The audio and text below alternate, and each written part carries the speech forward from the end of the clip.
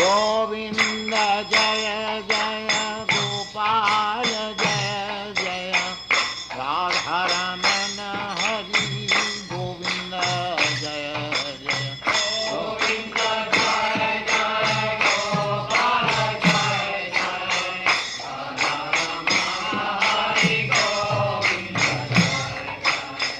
गोविंद जय जय गोपाल ओम ज्ञानतिमिरान्धस्य ज्ञानाञ्जनशलाकया चक्षुरुन्मिलितं येन तस्मै श्रीगुरुवे नमः।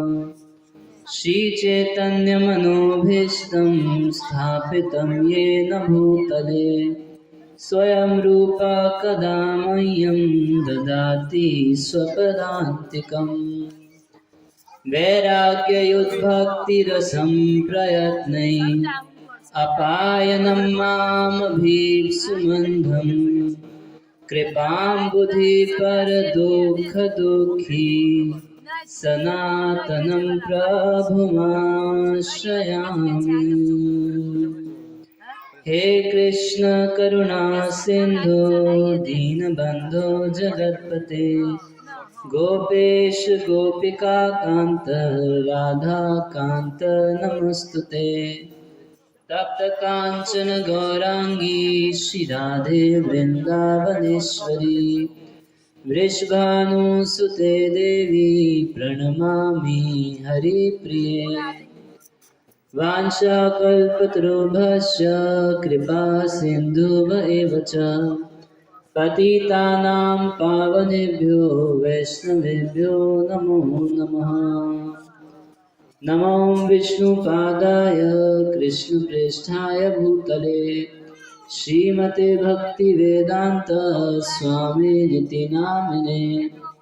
नमस्ते सरस्वतीदेवे गौरवाणी प्रचारिणे निर्विशेष शून्यवादी पाश्चात्यदेशतारिणे।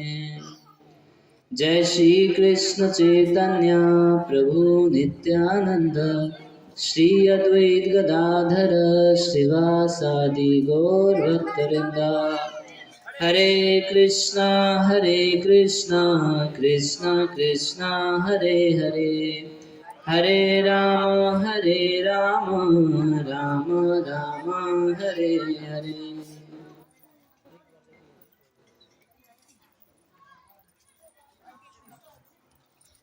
ओम नमो भगवते वासुदेवाय।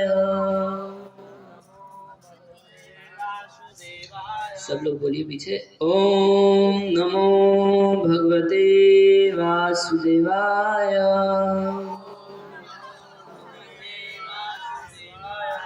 ओम नमो भगवते वासुदेवाय।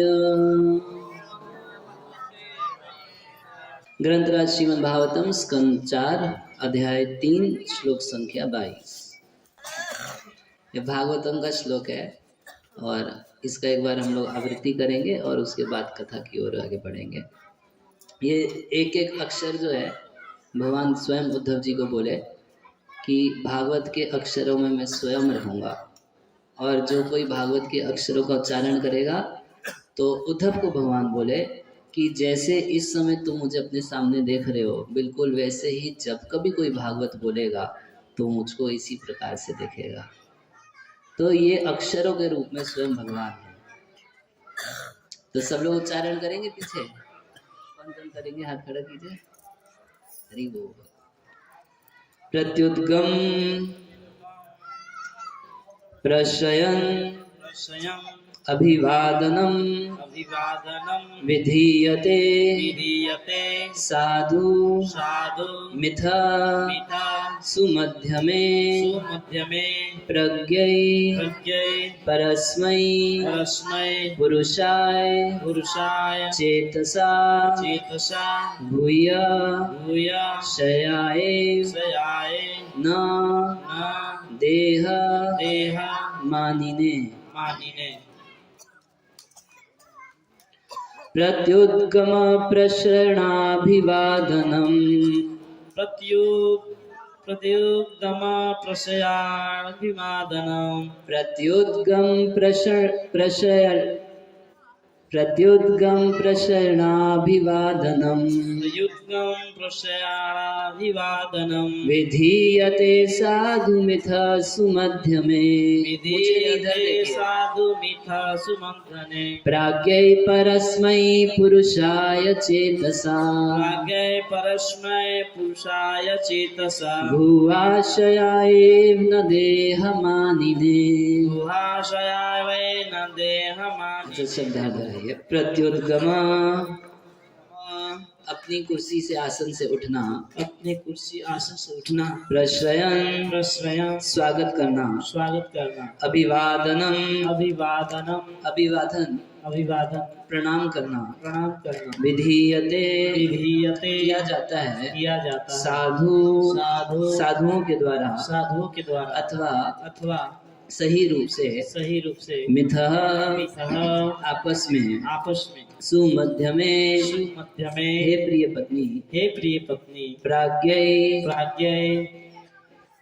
ज्ञानी लोगों के द्वारा परस्मै परम भगवान के लिए पुरुषाय परमात्मा के लिए चेतसा इसी बुद्धि के साथ गुहाशयाय वो परमात्मा जो इस शरीर के भीतर ही रहते हैं, हृदय में रहते हैं, न नहीं देह मानिने इस शरीर को मानने वाले व्यक्ति को तो ये श्लोक भगवान शिव बोल रहे हैं, कह रहे हैं प्रत्युगम प्रशरणाभिवादनम। प्रत्युगम मतलब खड़ा होना, खड़ा हो जाना, और प्रशयन मतलब स्वागत करना, कुछ स्वागत के वचन बोलना, स्वागत करना, और अभिवादनम अभिवादन करना, प्रणाम आदि करना। तो विधीयते साधु मिथ सुमध्य में, तो सुमध्य में तो संबोधन है माता सती को, कह रहे हैं कि साधु यानी कि अच्छे ढंग से करते हैं। यहाँ पर साधु साधु के लिए नहीं है, प्राज्ञ साधु के लिए। प्राज्ञ यानी बुद्धिमान लोग जो हैं, साधु जो हैं अथवा भगवान के भक्त जो हैं, ज्ञानी जो हैं, वो प्रत्येक व्यवहार बड़ा सोच बूझ के करते हैं। विधीयते किसके लिए करते हैं? तो कह रहे मिथा आपस में जो व्यवहार करते हैं, परस्मै पुरुषाय चेतसा वो परम पुरुष की चेतना में करते हैं। खड़े होते हैं, किसी का सम्मान करते हैं, प्रणाम करते हैं, जो कुछ करते हैं वो सोच विचारों का भगवान में लगा रहता है। अच्छा पूछे जी भगवान है किधर? वही एक बार प्रभुपाद जी के एक शिष्य थे विदेश में, बोले स्वामी जी आप हमें सिखाए कि सबके शरीर में आत्मा रहता है और हमें आत्मा को देखना चाहिए, हमेशा शरीर पे ध्यान नहीं देना चाहिए। तो अब मैं कोशिश करता हूँ मगर दिखता नहीं आत्मा। क्या कोशिश करते हो? मैं ऐसा कोशिश करता हूँ कि यहाँ पर सबके छोटी सी लाइट देखने की कोशिश, नहीं दिखता। तो ऐसे नहीं देखते, किस रूप में देखते हैं वो हम समझेंगे। किधर परमात्मा रहते हैं? तो गुहाशयाये, गुहा यानी कि छिपी जगह में रहते हैं, गुहा यानी छिपे हुए रहते हैं। गुहा मतलब हृदय। सर्वस्य चाहम हृदय सन्निविष्टो, भगवान भगवद गीता में बोले कि मैं हृदय के भीतर रहता हूँ। तो वो परम पुरुष भगवान श्री कृष्ण जो हैं, गुहा यानी एकदम छिप के हमारे हृदय के भीतर रहते हैं। और जो बुद्धिमान लोग होते हैं वो उस परमात्मा के नाते ही सारा व्यवहार करते हैं। न देह मानिना, वो देह मानने वाले जो लोग अपने आप को शरीर मानते हैं उनको प्रणाम नहीं करते। तो मैंने तुम्हारे बाप को प्रणाम ना करके कुछ अपराध नहीं किया था, शिव जी का कहना है। इस पे आएंगे, मैं कल की कथा वहीं से आगे बढ़ाते हैं। तो कल हम सुन रहे थे, अभी दक्ष के यज्ञ में हैं, और दक्ष के यज्ञ में दक्ष जो थे वो शाप दिए शिव जी को, और शाप देने के बाद उस सभा से चले गए। हालांकि सब लोग उनको रोक रहे थे। निषिद्ध मानस सदस्य मुखे, सारे सदस्य मुख्य सदस्य सब लोग उसको रोक रहे थे दक्ष को कि ये प्रॉपर एटिकेट नहीं है दक्ष, सारे बड़े बड़े लोग सभा में बैठे हैं, इतना तुम बकबक कर रहे हो और उठ के चल देते हो, ये उचित नहीं है। मगर वो किसी की नहीं सुने, चला गया। उसके मन में क्या था, मेरे सिवा इस सभा में कोई बुद्धिमान व्यक्ति नहीं है, तो ऐसे मूर्खों की सभा में मैं रह के क्या करूँगा। दक्ष का अहंकार समझ रहे, क्या अहंकार है उनका। चक्रवर्तीपाद कहते हैं उनके मन में एक ये भावना थी कि इस सभा में सब लोग, मैं तो शिव का समझ रहा हूँ, शिव का कैरेक्टर मैं तो समझ रहा हूँ, ये लोग उसको साधु मान के बैठे हैं। तो दक्ष के मन में एक अभिमान था, इस सभा में मैं सब कुछ बढ़िया ढंग से जानता हूँ, तो ऐसे पागलों के बीच में, पागल कौन कौन, वो ब्रह्मा जी, ऋषि मुनि, 33 करोड़ देवता, सबके सब पागल, ऐसे पागलों के बीच में मेरा क्या काम। तो अहंकार व्यक्ति को इस प्रकार से भक्तों से दूर कर देता है। जब किसी व्यक्ति में एक अभिमान आ जाता है कि मैं सबसे श्रेष्ठ हूँ, तो उसको लगता है सारे भक्त लोग तो बड़े मेरे आगे सब मूर्ख हैं। अब इनके साथ बैठ के प्रसाद पाना, इनके साथ बैठ के कथा सुनना, इनके साथ बैठ के नाम जप करना, ये सब क्या, मैं ज़्यादा कुछ हूँ। तो दक्ष को ऐसे ही फीलिंग था माइंड में, तो वो सभा छोड़ के चले गए। फिर अब सुने कि किस प्रकार से शिव जी की निंदा ना सहन कर पाने के कारण नंदीश्वर शाप देने लगे। तो नंदीश्वर शाप दिए सबसे पहले दक्ष को, 3 शाप दक्ष को मुख्य रूप से दिए। मेन शाप ये था कि दक्ष जो है वो तत्व से विमुख हो जाए, तत्व यानी कि भगवान के ज्ञान से विमुख हो जाए, इंटरेस्ट ही खत्म हो जाए। विमुख का मतलब होता है विमुख, जब मुख फेर लिया जाए, वो किसी को देख के मुंह फेर लेना, तो भगवान को देख के मुंह फेर लेना, विमुख बोलेंगे उसको, भगवान की तरफ नहीं, भगवान से हट के। तो विमुख हो जाए मतलब तत्व को समझने के लिए, भगवान को समझने की कोई इंटरेस्ट ही खत्म हो जाए, उसका इंटरेस्ट खत्म।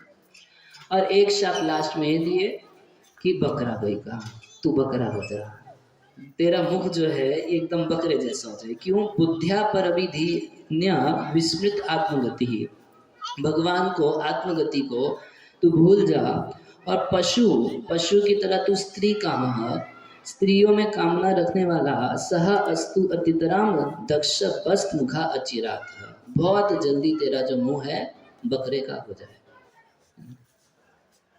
क्यों बकरे का हो जाए नीरज जी?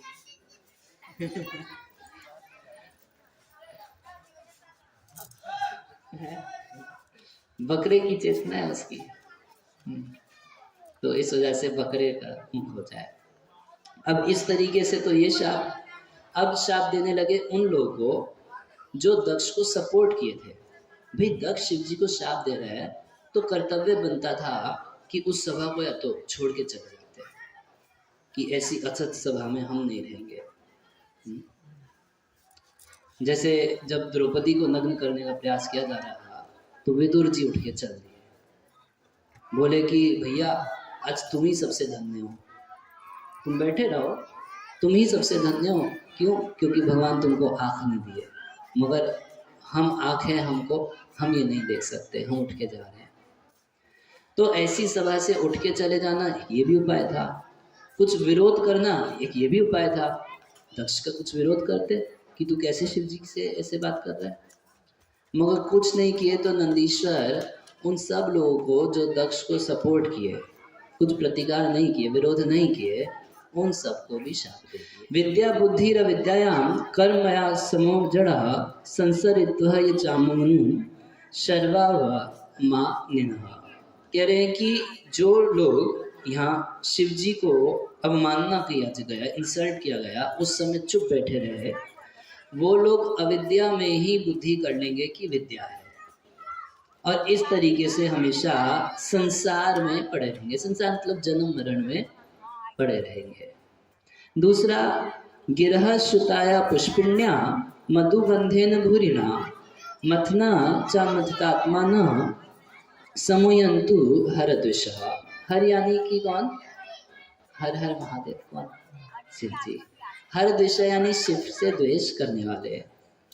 गिरह श्रुताया पुष्पिण्या, जो वेदों में, वेदों की प्रारंभिक शिक्षाओं में बहुत मीठी मीठी बातें कही गई हैं। पुष्पिण्या मधुगंधेन, उसमें से बड़ा सुगंध आता है, आकर्षक लगता है कि ये पूजा पाठ करने से घर गृहस्थी अच्छी चलेगी, ये इससे ग्रह शांति हो जाएगी, ये सब कल बताए थे ना।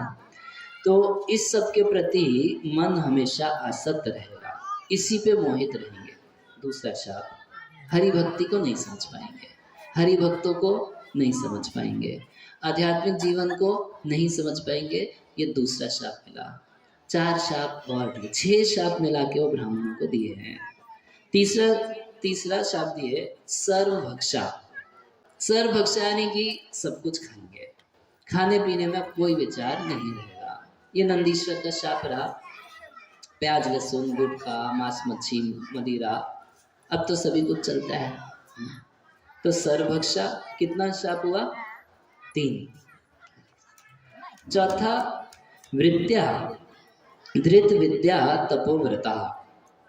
वो वृत्ति के लिए पैसे के लिए कुछ विद्या धारण करेंगे, शास्त्र वगैरह पढ़ेंगे, कुछ वेद पढ़ेंगे, कुछ पढ़ाई लिखाई करेंगे भी यदि, तो केवल किसके लिए? पाई कमाने के लिए। ये चौथा शाप हुआ। कुछ तपस्या करेंगे, कुछ व्रत करेंगे, तो किसके लिए? पाई कमाने के लिए। और 5 नंबर 5वां शाप हुआ वित्त देहेंद्रिय रामा। पैसे में वित्त यानी पैसा, देह यानी कि शरीर, इंद्रियां यानी कि आँख नाक कान जो इंद्रियां हैं, इसी में रमण करेंगे। वो हमेशा अपना बैंक बैलेंस चेक करते रहेंगे, कितना अकाउंट में पैसा है, कितना जेब में पैसा है, कितना कमाना है, कहाँ पर इन्वेस्ट करना है, ये सब वित्त बुद्धि हमेशा बनी रहेगी, देह बुद्धि बनी रहेगी। और इंद्रियों की तृप्ति, बिना मुंह में बछड़ा बैठो काम ही नहीं चलेगा। ये तो इंद्र तृप्ति है। इससे हम लोगों का काम नहीं चल रहा क्या? हम लोग 3-3 घंटे कथा बोलते हैं, सुबह में 2 घंटे जप करते हैं, मंगला आरती गाते हैं, कितना कुछ गाते हैं, हमें तो लाड खूब बनती है। कभी आपको लगा कि हम लोगों को दिक्कत होती है कि हम लोग मुंह में रखते हो कुछ, नहीं तो गला सूख जाएगा महाराज जी, क्या करें। इंद्रिय रामा, इंद्रियों की तृप्ति के लिए जो करना पड़ेगा ये लोग सब करेंगे।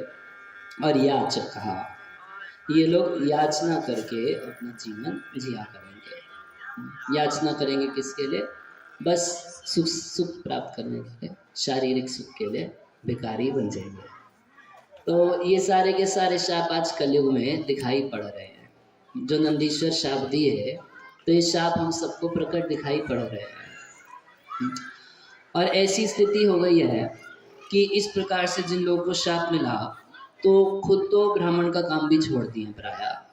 कुछ लोग तो IAS की पढ़ाई कर लिए है ना, सारे जहाँ मिश्रा सब बैठे हैं, कोई बुरा ना माने तो जो श्लोक में लिखे उसकी व्याख्या कर रहा हूँ, उससे अलग कुछ नहीं बोलूँगा। जो श्लोक में लिखा है वही बोल रहे हैं ना। और ब्राह्मण का कर्म छोड़ दिया है।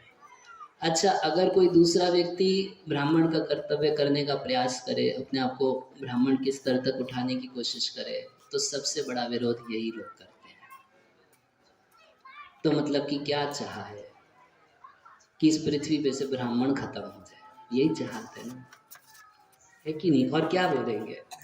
एक बार की बात है, अब सोचिए कोई ब्राह्मण हो और वो विद्या अर्जित नहीं किया। अब एक बार की बात है, गांव में बहुत बड़ा विद्वान पंडित आया और बोला हम शास्त्रार्थ करेंगे। तो शास्त्रार्थ करेंगे, किसी एक ब्राह्मण को पकड़ लिया। वो ब्राह्मण बेचारा कभी कुछ पढ़ाई लिखाई संस्कृत अब अक्षर तक नहीं जानता था। अब बेचारा क्या करेगा? ठीक है चलो शास्त्रार्थ करेंगे। तो शास्त्रार्थ करेंगे तो अब कुछ बातचीत शुरू करने के लिए बोला कस्तम। कस्तम का क्या अर्थ होता है? तुम कौन हो, थोड़ा इंट्रोडक्शन दो अपने बारे में। कस्तम। तो अब ये बोला कि भाई ये तो इज्जत का सवाल है, भाई कस्तम इसका क्या उत्तर दें? अब कस्तम तो उसको समझ में नहीं आया। कस्तम जो भी तो कस्तम का जवाब दिया चस्तम लस्तम खस्तम भस्तम भस्मतम, सब कुछ बोल दिया। क्यों? उसको तो कुछ आता धाता नहीं है। तो प्रभुपाद जी कहा करते थे कि बिना ब्राह्मण का समाज कैसा है? ब्राह्मण जो है वो मुख है, सर है, क्षत्रिय भुजाएं हैं, वैश्य पेट और शूद्र पैर। तो समाज चारों से चलता है। आप मान लीजिए समाज में केवल ब्राह्मण हो और वैश्य ना हो, कोई खेती करने वाला ना हो, तो ब्राह्मण खाएगा क्या? खाएगा? बिना खाए बोलेगा? कुछ उच्चारण होगा उससे? नहीं हो पाएगा। तो ब्राह्मण, क्षत्रिय, वैश्य, शूद्र, भगवान की व्यवस्था ऐसी है जिस व्यवस्था से चारों मिलके सृष्टि को बढ़िया से चला सकते हैं। और प्रभुपाद जी कहा करते थे कि यदि पूरी पृथ्वी पे ब्राह्मण खत्म हो जाए तो इसको बोलेंगे हेडलेस सोसाइटी। एक ऐसा समाज जिसका सर नहीं है, देह तो है। अब मान लीजिए यहाँ पर 4-5 लोग आपके सामने ऐसे आ जाएं जिनका देह तो हो मगर सर ना हो, कैसे लगेंगे? तो भूत पिशाच जैसे दिखेंगे ना, डर जाएगा आदमी, अरे ये कौन हो गया? तो वैसी ही स्थिति आज के समाज की होती जा रही है। श्री चैतन्य महाप्रभु राय रामानंद के साथ संवाद कर रहे थे, तो राय रामानंद एक छोटी जाति के व्यक्ति थे। महाप्रभु तो बाहरी दृष्टि से ब्राह्मण परिवार में जन्म लिए थे और सन्यासी थे। महाप्रभु जब राय रामानंद से मिले तो उनको तुरंत गले लगा लिए और फिर उनसे कुछ पूछने लगे कि तुम बताओ हमको कृष्ण के बारे में, ये बताओ वो बताओ। बोले मैं तो नीच जाति का, मैं कैसे बताऊं? वो विनम्रता से ऐसे बोलने लगे। तो महाप्रभु बोले कीबा विप्र कीबा न्यासी शूद्र कहने नए, जेही कृष्ण तत्ववेता से ही गुरु है। शास्त्र का सिद्धांत क्या है कि कीबा विप्र, कौन ब्राह्मण, कीबा विप्र कीबा न्यासी, कौन सन्यासी, शूद्र कहने नए, और कौन है शूद्र?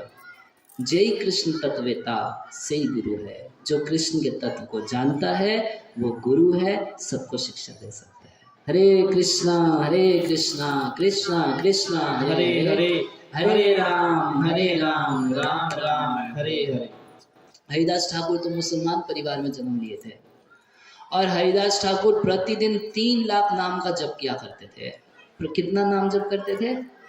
3 लाख। यह हरे कृष्णा मंत्र 3 लाख नाम जप मतलब 112 माला का जप किया करते थे। 22 घंटे हरि भजन किया करते थे। 22 घंटे।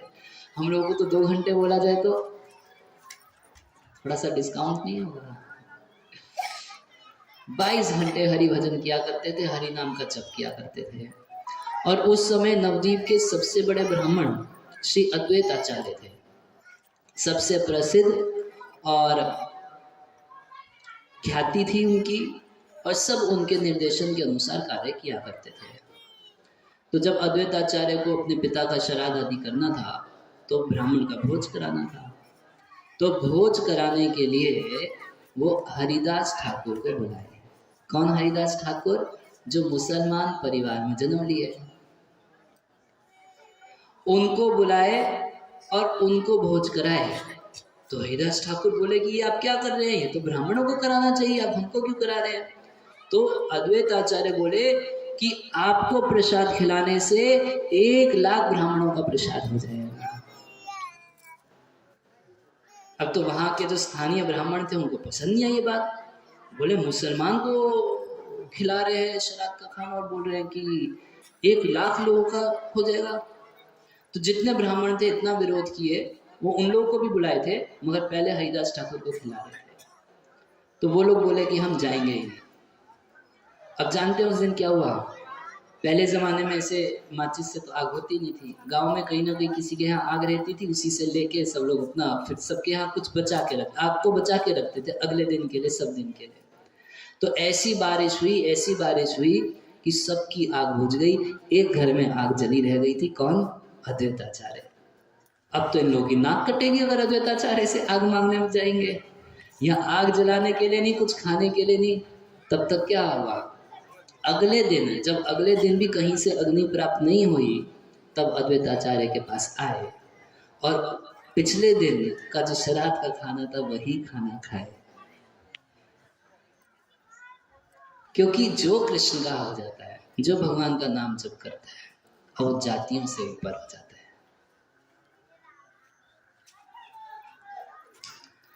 तो इस तरीके से नंदीश्वर शाप तो दे रहे हैं।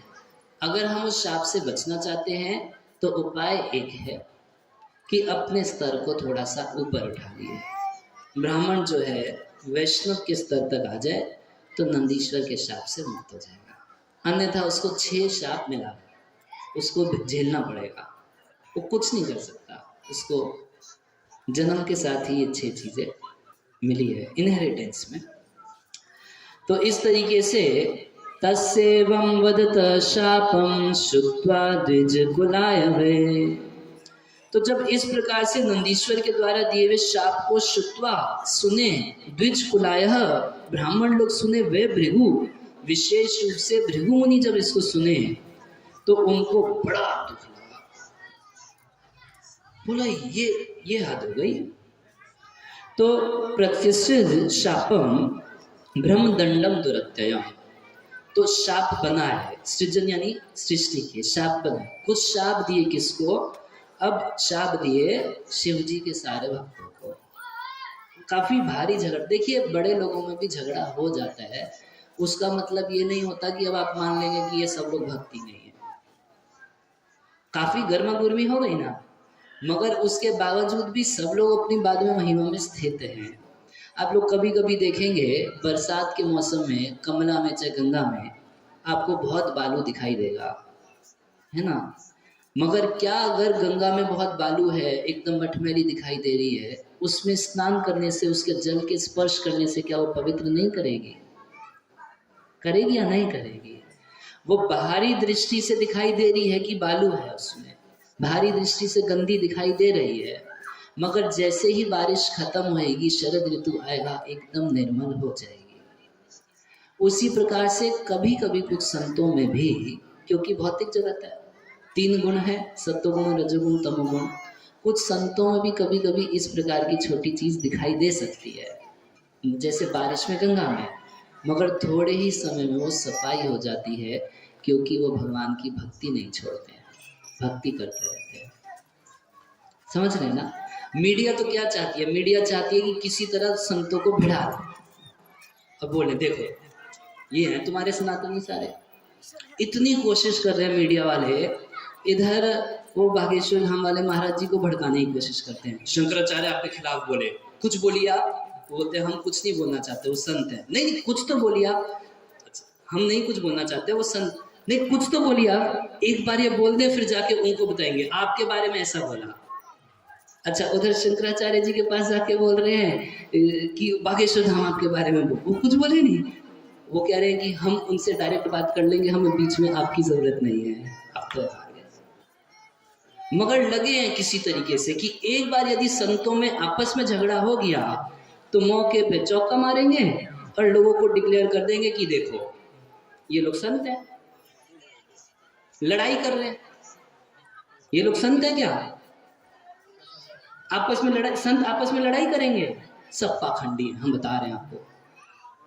कोशिश चल रही है, मगर भगवान की ऐसी महती कृपा है कि इस समय पूरा संत समाज एक है, कोई बीच में फूट डाल नहीं सकता, और सब समझ रहे हैं कि मीडिया वाले क्या कोशिश कर रहे हैं। यही चीज चल रही है, मीडिया वालों का एक यही मेन टारगेट है, किसी तरह संतों में झगड़ा हो जाए तो हम नास्तिकता का प्रचार करेंगे। मगर यदि हो भी जाए तो कोई बहुत बड़ी बात नहीं है भाई, लड़ाई कर क्यों रहे हैं? लड़ाई अगर करेंगे तो इसके लिए करेंगे, अगर आपस में भी लड़ाई करेंगे कि ये सिद्धांत है, ये चीज ऐसे होनी चाहिए, इससे भगवान प्रसन्न होते हैं, ये साधु का व्यवहार है, यही लड़ाई करेंगे ना। समझ रहे हैं? नहीं समझ रहे? अगर इस समय पूरा मीडिया लगा हुआ है, किसी तरह संतों में लड़ाई करवा देंगे और फिर हम नास्तिकतावाद का प्रचार करेंगे। ये देखो, ये सब हाल है आपके भारत के संतों का। ये लोग अपने आप को सनातनी बोलते हैं, बड़ा बड़ा प्रवचन करते हैं। अच्छा, एक दूसरा टारगेट उन लोगों का क्या है कि संत को कभी बोलना नहीं चाहिए, क्योंकि जानते हैं, जितना नास्तिक लोग हैं वो जानते हैं कि यदि भारत के संत बोलेंगे तो सबकी बोलती बंद कर देंगे। तो एक दूसरा प्रचार ये है, अरे संत को क्या जरूरत है मीडिया में आने की, अरे संत को क्या जरूरत है प्रवचन करने की, संत को क्या जरूरत है पब्लिक में जाने की, संत को क्या जरूरत है ये लैपटॉप यूज करने की। चाहते क्या है, किसी तरह संत लोग चुप रहेंगे तो नास्तिकता का प्रचार अच्छे से हो जाएगा। ये लोग बोलेंगे तो सब तो कृष्ण कॉन्शियस बन देंगे, सब लोग सुखी हो जाएंगे, तो हमारा एजेंडा पूरा कैसे होगा? भाई कौन से शास्त्र में लिखा है कि संत को चुप रहना चाहिए? प्रहलाद महाराज तो भर्त्सना कर रहे हैं उन संतों की जो मौन व्रत धारण करते हैं। कह रहे हैं कि हम वैसा संत नहीं बनना चाहते। भगवान को कह रहे हैं कि जो लोग केवल अपने लिए मौन व्रत धारण करके हिमालय में कंदरा में चले जाते हैं, वैसा संत हमको बनना नहीं। हम तो दुखी लोगों के दुख को दूर करने के लिए तद्वीर गायन महिमामृत पानमत्तः, हम तो आपकी महिमा का गान करके लोगों के दुख को दूर करना चाहते हैं, वैसा संत हम बनना चाहते हैं। तो वास्तव में वो एजेंडा क्या हम लोगों का कि किसी तरह सारे संत चुप रहें। यदि ये लोग चुप रहेंगे तो हमारे नास्तिकता के प्रचार में कोई बाधा नहीं आएगी। समझ रहे हैं ना? ये सब साजिश चल रही है और इस साजिश को समझना बहुत जरूरी है। तो कभी कभी ऐसे झगड़ा हो जाता है। देखिए कितनी बड़ी सभा है, 33 करोड़ देवता बैठे हैं, इतने बड़े बड़े ऋषि मुनि बैठे हैं और भगवान भी बैठे हैं, ब्रह्मा विष्णु महेश बैठे हैं। सबके सामने कितना भारी झगड़ा हो रहा है, मगर झगड़ा बाद में शांत हो जाएगा। एक बार दक्ष जब माफी मांग लेंगे, उसके बाद सारे संत एक है कि नहीं? समझ रहे हैं? नहीं समझ रहे? हाँ। तो अब इधर क्या हुआ, अब ये शाप दिए जब ब्राह्मणों को, तो भृगु मुनि को भी बड़ा गुस्सा आया। तो भृगु मुनि भी शाप देने लगे, कह रहे भवव्रताधर ये च तान समनुव्रता आषण्डिनस्ते भवन्तु सत्शास्त्र परिपंथना। कह रहे भवव्रताधर, जो भव का व्रत धारण करता है, जो शिव मंत्र में दीक्षा ग्रहण करता है, जो शिव जी का भक्त है, और ये च तान समनुव्रतः, और उनके नीचे रहने वाले सारे जो उसी को पालन करते हैं, शिव जी के भक्त और भक्त उनके भक्तों के भक्त जो है, सबके सब पाषंडिस्तु भवन्तु, सबके सब पाखंडी हो जाए। ये भृगु मुनि शाप दिए। पीछे बोल दिया कि ब्रह्म दंड दुरत्ययम, ये ब्रह्म दंड लगेगा ही लगेगा। दुरत्ययम, इसका प्रतिकार अब कोई नहीं कर सकता। तो जितना शिव भक्त हैं सब पाषंडिनस्तु भवन्तु, पाखंडी हो जाएं, अथवा कह रहे हैं कि पाखंडी तो उसी समय तुम लोग हो गए जब सत शास्त्र परिपंथिना, जब सत शास्त्रों के खिलाफ तुम लोग बोले, उसी समय तुम पाखंडी हो गए। देखिए पाखंडी की परिभाषा क्या है। अब आजकल ये भी बहुत चल रहा है, अरे ये लोग सब पाखंडी हैं। पाखंडी की परिभाषा है जो वेदों को नहीं मानता वो पाखंडी है। जो वेदों की शिक्षाओं को नहीं मानता उसको पाखंडी कहा जाता है। अब आप अपनी मनगढ़ंत कुछ व्याख्या बनाना चाहते हो तो बना लीजिए, वो तो संविधान में छूट है ना। अगर आप अपनी कोई व्याख्या बनाना चाहें, कुछ अपना मेंटल स्पेकुलेशन करना चाहे, तो कौन किसी को रोक सकता है। मगर सत शास्त्र परिपंथना, सत शास्त्र कौन कौन से हैं? जैसे भगवद गीता, श्रीमद् भागवतम, नारद पंचरात्र, इस सबको सत शास्त्र बोलते हैं। और असत शास्त्र क्या है? जो मायावाद है वो असत शास्त्र है। पद्म पुराण में स्वयं भगवान शिव का वाक्य है, मायावादम असत शास्त्रम। जो मायावाद है वही असत शास्त्र है। ये शिव जी का वाक्य है पद्म पुराण में। और सत शास्त्र क्या है? श्रीमद् भगवद गीता, श्रीमद् भागवतम, नारद पंचरात्र आदि ये जो शास्त्र है, ये सब सत शास्त्र कहलाते हैं, जो व्यासदेव सब लिखे हैं। और जो इन सत शास्त्रों के खिलाफ हो जाता है वो सब के सब पाखंडी हो जाएं, तुम सब गांजा पीने वाले बनो। ये शाप है। वो करते दिखाई पड़ ही रहे है ना। सब कितने सारे लोग आपको दिखेंगे गंजीड़ी बोले, गंजीड़ी हो गए। तो ये शाप है नंदीश भृगु मुनि का। और कैसे होंगे? नष्ट शौचा मूढ़धियो जटा भस्मस्ति धारणा। नष्ट शौचा, नहाएंगे धोएंगे नहीं, जितना शिव भक्त है नहाने धोने में इनका कोई जोर नहीं, बल्कि ये तो और लोगों को बोलते भी हैं, अरे तुम लोग कितना नहाते हो।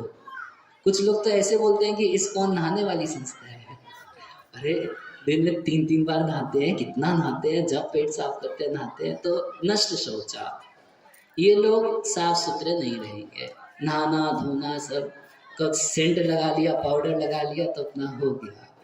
और नष्ट शौचा और मूढ़ बुद्धि जो है मूर्खतापूर्ण बातें हमेशा करेंगे।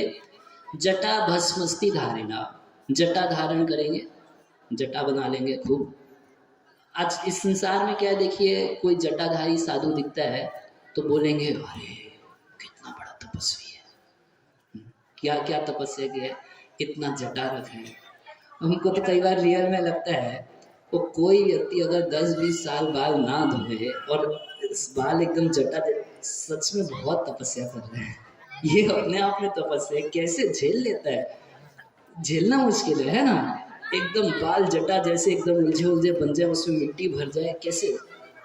तो ये भी एक शाब्दी है, जटा भस्म। जटा रखेंगे और शरीर पे क्या लगाएंगे, भस्म लगाएंगे। ये नहीं कि गोपी तिलक लगाएं, चंदन लगाएं, ये नहीं। क्या अच्छा लगेगा, शमशान की भस्म वो लगा लेंगे। और उसके बाद बोले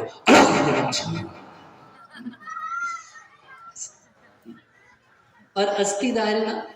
कुछ हाथ में कभी आप देखे ऐसे लोग अस्थि वस्ती भी लेके चलते हैं देखा, त्रिशूल डमरू तो अलग है। अस्थि धारणा।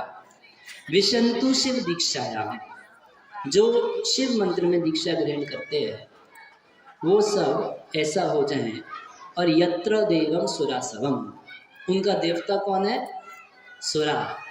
शराब ही उनका देवता है, बस भांग ही उनका देवता है, शराब ही उनका देवता है। सुरा और असव ये दो है। सुरा अलग होता है, वो चीनी और कुछ शहद कुछ अनाज इस सब के मिश्रण से सुरा बनाया जाता है।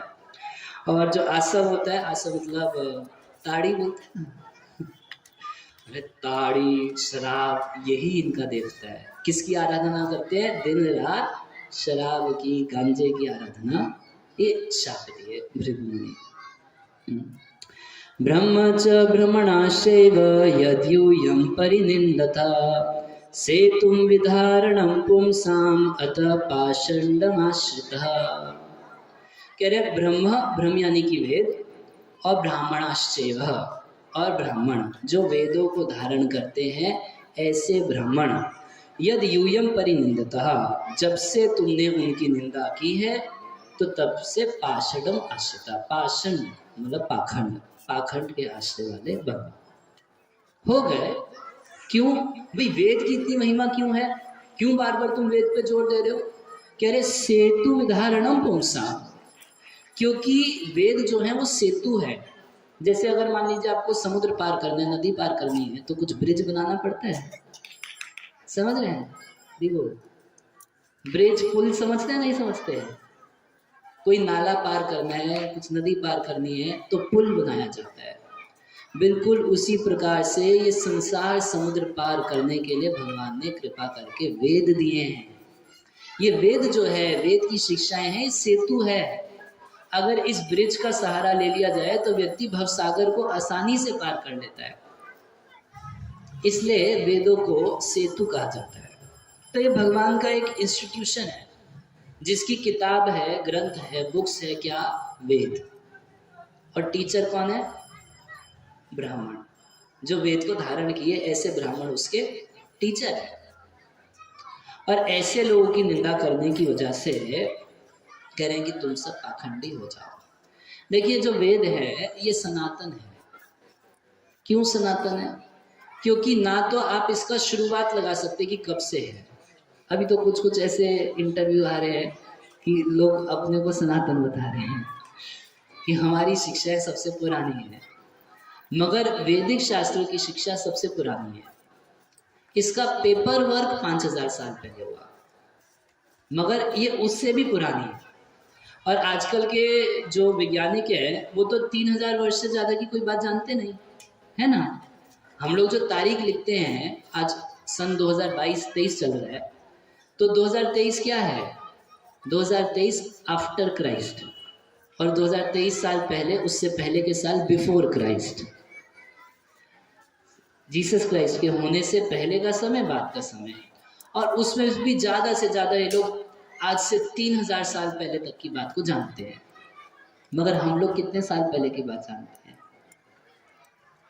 तो ये 5000 खरबों खरबों वर्ष पहले की बातें जानते हैं। रामायण कितनी पुरानी है, त्रेता युग की है।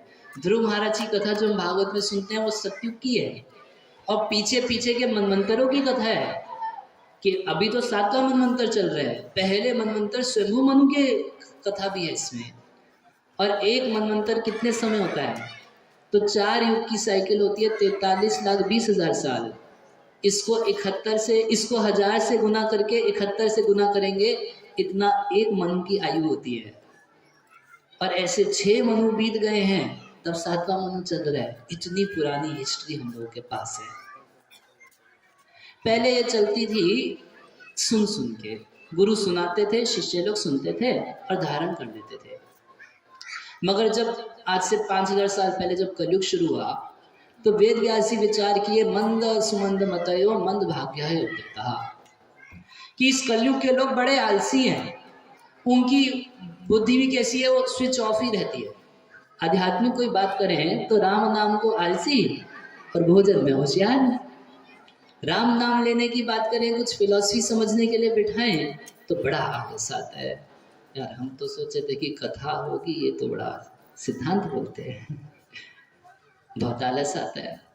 व्यासदेव देखे कि अब ये लोग कुछ सुन के याद कर पाएंगे, ऐसा संभव नहीं है। अगर मैं आप लोगों से पूछूं कि अभी 45 मिनट पहले मैंने क्या बोला था, तो 99% कोई नहीं बता पाएगा। तो कुछ बोल रहे थे आप, क्या बोल रहे थे? नहीं, कुछ भगवान के बारे में बोल रहे थे। नहीं, भगवान के बारे में तो बोलने के लिए बैठे ही हैं, पॉलिटिक्स से बोलेंगे नहीं, है? तो नहीं, भगवान के बारे में क्या बोल रहे थे? नहीं, वो आप कुछ भागवतम से सुना रहे थे, मतलब उनको इतना ही याद है। तो व्यासदेव देखे कि मेरे को सब कुछ लिख देना चाहिए। तो सनातन संस्कृति तो अनादि है, इसका पेपर वर्क जो हुआ वो 5000 साल पहले हुआ। और उस 5000 साल पहले के पेपर वर्क के बाद ही सबका पेपर वर्क हुआ है। किसी का उससे पहले पेपर वर्क भी नहीं हुआ। ओरल तो छोड़ दीजिए, रिटर्न किसी का हुआ ही नहीं। ओरल भी नहीं हुआ, रिटर्न भी नहीं हुआ। और सनातन शिक्षा में जो ये 4 वर्ण की व्यवस्था है, जिसका इतना विरोध किया जा रहा है, ब्राह्मण, क्षत्रिय, वैश्य और शूद्र, ये गुण कर्म विभागशः, गुण और कर्म के अनुसार ये बंटवारा किया गया था। ये जाति के अनुसार किया ही नहीं गया कभी सनातन शास्त्रों में। और सनातन इसलिए है क्योंकि आप इसको भारत के बाहर भी रिजेक्ट नहीं कर सकते। आप किसी देश में चले जाइए, कहीं चले जाइए, आपको 4 प्रकार के लोग मिल जाएंगे। कौन? एक, कुछ बुद्धिमान वैज्ञानिक लोग हैं, कुछ हैं बुद्धिमान लोग, पढ़ाई लिखाई करने वाले ब्राह्मण। दूसरा, कुछ एडमिनिस्ट्रेशन करने वाले, कुछ क्षत्रिय स्वभाव वाले। तीसरा, जो बिजनेस में रुचि रखते हों, व्यापारी लोग। और चौथा, जो सेवक हों। ये 4 विभाजन पूरे विश्व में हमेशा था, हमेशा है, हमेशा रहेगा। अब किसी कंपनी में चले जाइए, वहाँ पर पोस्ट अलग अलग रहती है ना। जो इंटेलिजेंट क्लास है उसका पोस्ट अलग है, एडमिनिस्ट्रेटिव क्लास उसका पोस्ट अलग, सेल्स पर्सन वो अलग, सेवक करने वाला वो अलग। पूरे विश्व में व्यवस्था है। आप नाम ब्राह्मण मत दीजिए, आप नाम क्षत्रिय मत दीजिए, आप नाम वैश्य मत दीजिए, आप नाम शूद्र मत दीजिए, मगर इस व्यवस्था को आप टाल नहीं सकते। इसलिए ये सनातन है। नाम कुछ और दे दीजिए, कोई दिक्कत नहीं। नाम देने का क्या है, एक बार हम गए थे एक जगह, वो एक नया धर्म निकाला है साइंटोलॉजी करके। हम लोग बड़े वैज्ञानिक लोग हैं, तो हम उनसे बात कर रहे थे कि बताइए आपका क्या सिद्धांत है। तो बोला देखिए ये जो शरीर है, ये शरीर हम नहीं है। मैं पूछा हम कौन है? तो बोला हम अंदर एक थीटा है। थीटा थीटा तो थीटा क्या होता है? तो ये तो भारत है ना। बोलो सीधा की आत्मा है।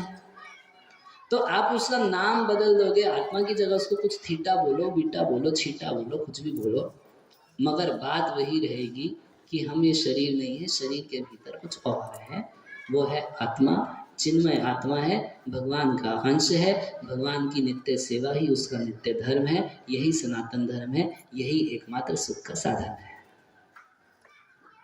और कुछ नहीं। तो ये क्या है, ये सनातन धर्म जो है ये एक सेतु है कि व्यक्ति धर्म का पालन करे, अर्थ प्राप्त करे, अपनी कुछ कामनाओं को प्राप्त करे, अपनी कुछ इंद्रिय तृप्ति आदि करे, और अंत में मुक्ति को प्राप्त करे, इस भव सागर से या यहाँ के इस संसार के पछेड़ों से निकल जाए, और निकलने के बाद भगवान के धाम को प्राप्त करे, मोक्ष प्राप्त करे। उसके लिए वेद जो है वो एक सेतु है, ब्रिज है, जिससे हम इस भव सागर को पार कर सकते हैं। और उस सेतु का दो चीज बड़े मुख्य हैं। जैसे आप रेलवे ट्रैक देखेंगे तो रेलवे ट्रैक में दो पटरी रहती है, तो दो वो रहेगा, एक ये इधर लेफ्ट में और एक राइट में। लेफ्ट वाला उड़ा दीजिए, क्या होगा? राइट वाला उड़ा दीजिए, क्या होगा? रेलगाड़ी एक्सीडेंट। तो इसके दो ट्रैक क्या है, एक तो ब्रह्म और एक ब्राह्मणश्चैव। एक तो वेद, ये ग्रंथ, और दूसरा इस ग्रंथ की शिक्षाओं को जीवन में जीने वाले और उसका प्रचार करने वाले ब्राह्मण लोग, भगवान के भक्त। अगर मान लीजिए बुक्स हो मगर टीचर ना हो, तो क्या उन बुक्स को कोई समझ सकता है? सारी आप मेडिकल बुक ले आइए, जितना मेडिकल बुक है सारा ले आइए, सारा पढ़ डालिए, और उसके बाद चलिए रखिए, हम लेके आते हैं सारी मेडिकल बुक, सारी पढ़ लेता हूँ, उसके बाद मैं आपको बोलूँगा कि मैं आपकी किडनी का ऑपरेशन करना चाहता हूँ, कौन कौन करा लेगा? क्या होगा?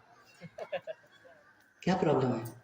मैं सारी बुक्स पढ़ा, एक एक मेडिकल बुक में पढ़ डाला, मैं आपको ऑपरेशन करना चाहता हूँ, क्या प्रॉब्लम है? करा लो ना। आपको विश्वास नहीं है, मैं बुक्स पढ़ा, रियल में पढ़ा। तो आप बोलेंगे कि नहीं, इससे बुक्स पढ़ने से नहीं होगा। अब ट्रेनिंग लिए या नहीं लिए, किसी टीचर से सीखे नहीं सीखे, इंटर्नशिप किए या नहीं किए, ऐसे नहीं कराएंगे आपसे। आपको एक्सपीरियंस है या नहीं है, ऐसे आपसे ऑपरेशन। तो इसलिए दो ट्रैक है, एक ग्रंथ भागवत और एक भक्त भागवत, दोनों को लेके चलना पड़ेगा। और इसके लिए कुछ लोगों को निश्चित रूप से बड़ी ट्रेनिंग की जरूरत है, जो इस संसार में इस शिक्षा का प्रचार करे। नहीं तो लोग जानेंगे कैसे? किताब पढ़ के तो समझ में नहीं आएगा। सब नास्तिक बन रहे हैं, किताब पढ़ लेते हैं, ढोल गवार शूद्र पशु नारी जी सब। देखो स्त्रियों की पिटाई के लिए सब बात लिखी है। यही समझ में आएगा जब तक किसी टीचर के पास नहीं जाएंगे। इसलिए वास्तव में शास्त्रों पे कमेंट करना किसी पॉलिटिशियन को अधिकार नहीं है, किसी नेता का अधिकार नहीं, किसी IAS के टीचर का अधिकार नहीं है। तो किताब पढ़ के क्या समझ लेगा? बोलता है मेरे को बड़ी शर्म आती है राम जी के वाक्य को दोहराते हुए। दोस्त, तेरे को अपने आप को टीचर बोलते हुए शर्म नहीं आती? चीटर कहीं का। तू कभी किसी टीचर से आध्यात्मिक साइंस पढ़ा नहीं और तू बैठ गया है रामायण पर टिप्पणी देने के लिए। पहले जाके किसी सदगुरु से रामायण पढ़ के आए तो रामायण का ठीक अर्थ समझ में आएगा। जब तू पढ़ा नहीं तो टीचर थोड़ी ना, तो क्या है? चीटर, चीटिंग कर रहा है।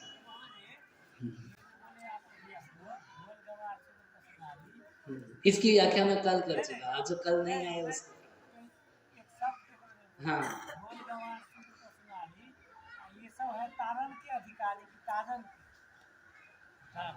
अब जो लिखा है उसी के अधिकारी है, शिक्षा के अधिकारी है। ताड़ना का अर्थ होता है शिक्षा, देखना, शिक्षा देना है, देखना नहीं। मगर कल मैं इस सब पे व्याख्या कर चुका। अगर राम जी का ये मत होता कि ढोल गवार स्त्री पशु नारी सबको पीटना चाहिए, तो कभी 2 थप्पड़ सीता माता को भी तो लगाई थी। कभी नहीं लगाया ना? आप सुने कहीं लगाए 2 थप्पड़? अच्छा, तुलसीदास जी अपनी पत्नी को लगाए? मैं आपकी बात कर रहा हूँ। हाँ, ये पिटाई है ही नहीं इसका अर्थ। वो इसीलिए बताया कि ये दो ट्रैक है, एक ग्रंथ भागवत और एक भक्त भागवत। केवल ग्रंथ भागवत से नहीं होगा, भक्त भागवत की जरूरत है। अब भक्त भागवत जो बोल रहे हैं उसको समझने के लिए ग्रंथ देखने की जरूरत है, नहीं तो विश्वास पूरा नहीं पड़ता। पता नहीं अपना मन घड़त तो नहीं बोल रहा था, इसलिए स्क्रीन लगा दी है, यहाँ सामने श्लोक देखिए। तो एक बार की बात है, एक गांव था, उसमें एक परिवार में 3 भाई थे। अच्छा, इन 3 भाइयों में से 2 भाई तो ब्राह्मण परिवार था, 2 भाई ऐसे ही मौज मस्ती करते थे, अपना जो मर्जी करते थे, और एक बड़ा शास्त्र पढ़ना, गुरु जी के पास जाना, सेवा करना, ये सब करता रहता था।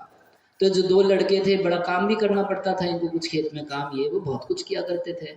तो निंदा करते रहते थे हमेशा, अरे वो हमेशा किताब पढ़ता रहता है, वो गुरु जी के पास चला जाता है, वो मौज करे, हम लोग पाई कमाए और खाए, बड़ा क्रिटिसाइज करते थे। अब एक दिन की बात है, वहाँ का जो राजा था वो सब ब्राह्मणों को बुलाया। क्या इच्छा थी? सारे ब्राह्मण आए और हमको कुछ राम कथा सुनाए। तो अब ये दोनों तो अंगूठा छाप थे, कभी कुछ पढ़े नहीं थे। तो बड़ा भाई जो था वो कहीं गया हुआ था, और ये दोनों पहुंचे राजा के पास, लेके गए सिपाही पकड़ के कि सुनाइए जाके राजा को कुछ राम कथा। तो इनको तो कुछ अब आता नहीं, तो अभी नंबर लगा नहीं है, तो आपस में बात कर रहे हैं। वो राजा पूछी तो क्या बोली, राजा पूछेगा तो क्या बोले। तो दूसरा बोलता है, जो तोर गति सो मोर गति। भाई तुझको जैसे कुछ नहीं आता, ऐसे मुझको भी कुछ नहीं आता। अब राजा के सैनिक सुन लिए, राजवा पूछी, राजवा करके बोलता है, राजा को गाली देता है, कंप्लेंट किया राजा को। राजा बोला हाँ हाँ, उसको जेल में डाल दो दोनों को। तो दोनों को जेल में डाल दिया। अब केस हुआ कि राजा को राजवा गाली जैसे लगे, राजवा पूछी तो क्या बोली, तो उसको दोनों को उठा के जेल में डाल दिया। और जब बड़ा भाई घर वापस आया, उसको खबर लगी कि हमारे दोनों भाई जो है उनको राजा जेल में डाल दिया है। तो गया अब राजा की सभा में, तो ये तो बड़ा विद्वान था, पढ़ा लिखा था, जानता था, पढ़ाई किया था, वेद पढ़ा, सब कुछ पढ़ा था। तो राजा के पास जाके पूछा कि हमारे भाई क्या अपराध किए हैं। अरे क्या अपराध किए हैं, पता क्या बोल रहा, एक बोला राजा पूछी तो क्या बोली। अच्छा, और दूसरा तब तक बोलता है, जो तोर गति सो मोर गति। तो बोले अरे आप लोग समझे नहीं, वो तो रामायण की कथा ही आपको सुना रहे थे।